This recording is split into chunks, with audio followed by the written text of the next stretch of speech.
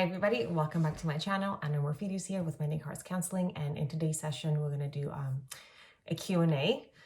And well, it's actually more of like a request. It's more of like a plea for help, and it goes like this. Dear Anna, please help me because I am in so much pain over the loss of my last relationship and I cannot stop crying.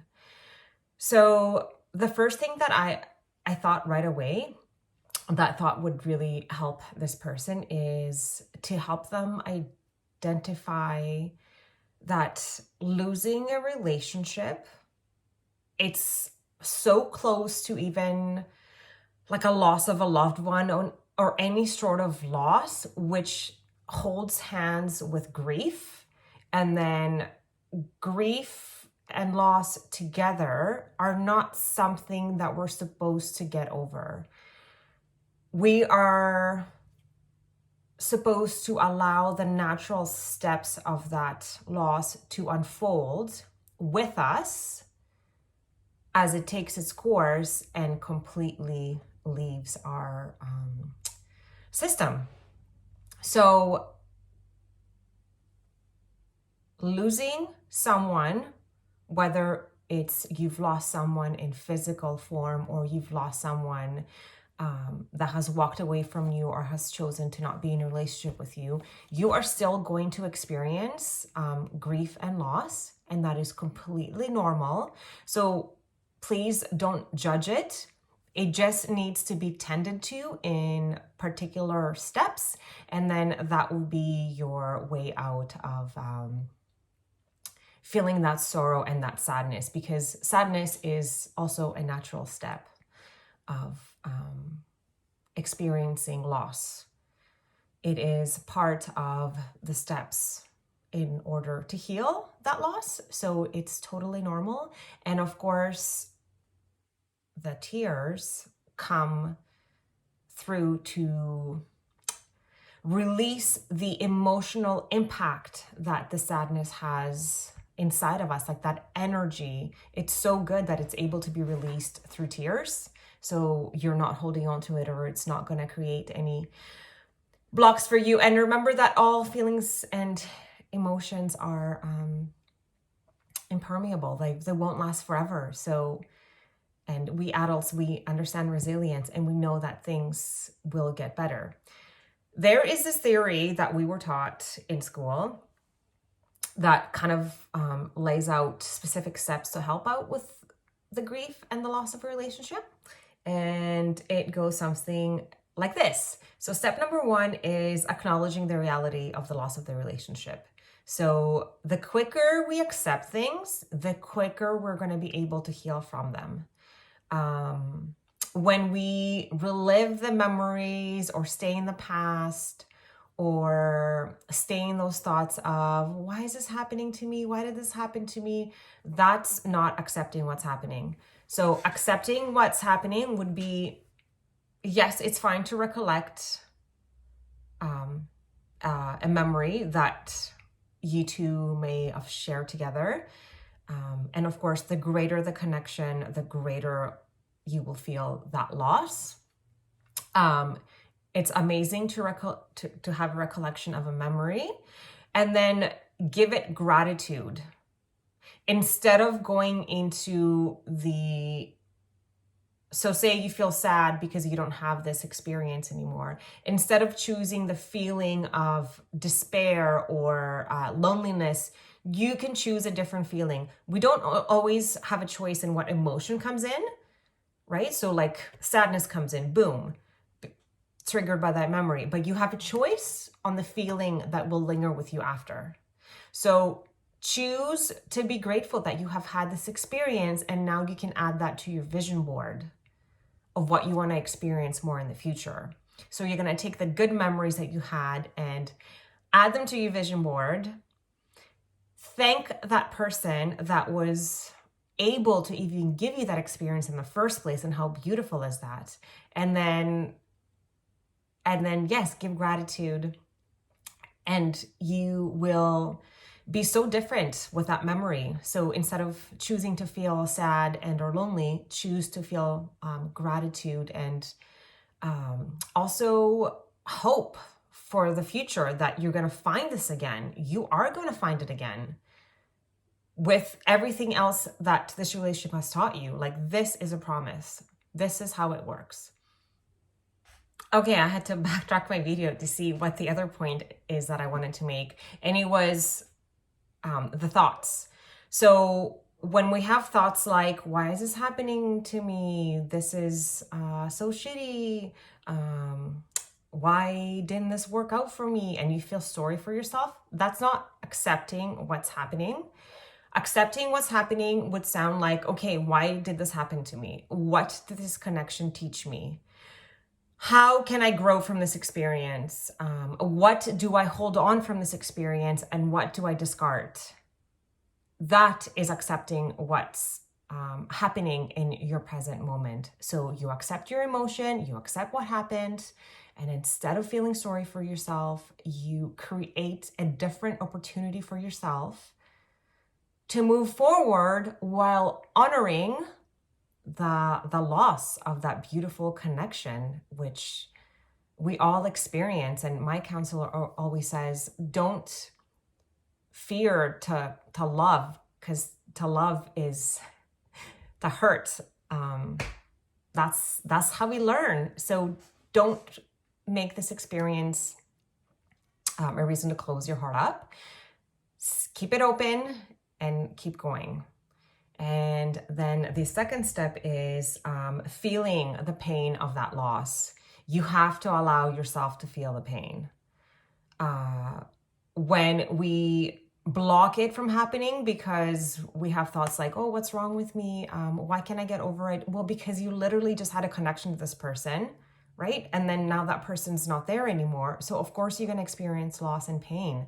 So the quicker you don't resist it, the quicker it's going to leave you, because whatever we resist, it will persist, and that's the last thing you want, is to resist it so it keeps persisting.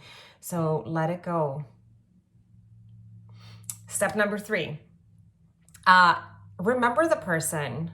Like, you don't have to forget about them, especially if they meant so much to you. You can give gratitude to them in your journal. You can, again, when the memories come in, like the fond memories, thank them for that experience and want more. And if you have a recollection of the memories that were hurtful, then also give those love as well. And remember to see, how did you have a part in that interaction and how you can be different next time. And remember the way that they interacted with you and what experience you want with your future partner to look like, and you can also add that to your vision board. Step number 4 is developing a new self-identity. And you develop a new self-identity by creating this new vision board, right? Because you create a new identity by looking to see how you contributed to the turnout of the relationship. So when you look within to see how you contributed to this relationship and the loss of it, then you create a new self-identity because you are healing that part of you. You are looking at it. You're being aware. You're accepting it. You're doing exactly what you're supposed to be doing.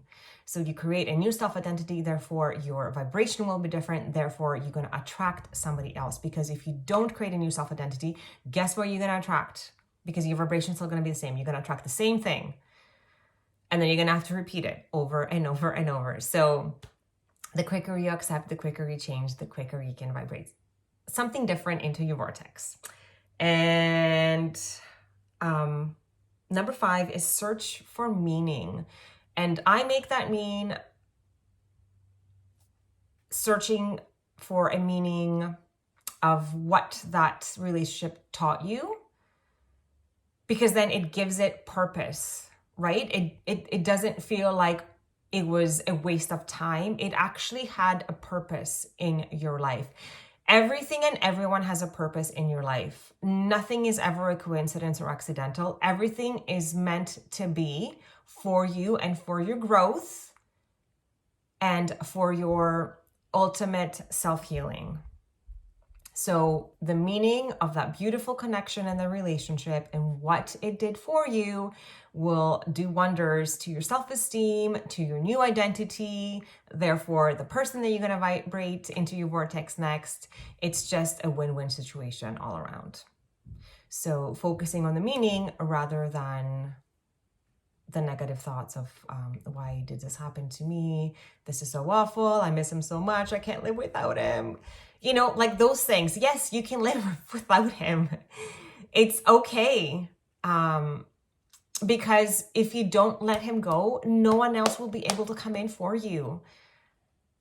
And then once you're able to let somebody else come in for you, then you will be kicking yourself in the foot for wanting to hold on to what didn't serve you in the first place. So just do it. I know it's easier said than done, believe me. But yeah, it does work. And then final step is receive ongoing support from others. This is really important. So you can support yourself through whatever your physical needs may be. Physical exercise. Is it eating a healthier diet? Is it getting more sleep? Then emotional needs. Do you have a counselor? Do you have a support group? Do you have friends? What do you have? Make sure you keep your vibration high. Maybe try a new hobby. Something that you've always wanted to try and now you have more time.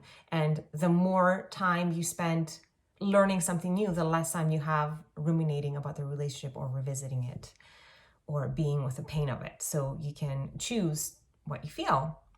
And then the last point about support is self-care. Self-care is super duper important.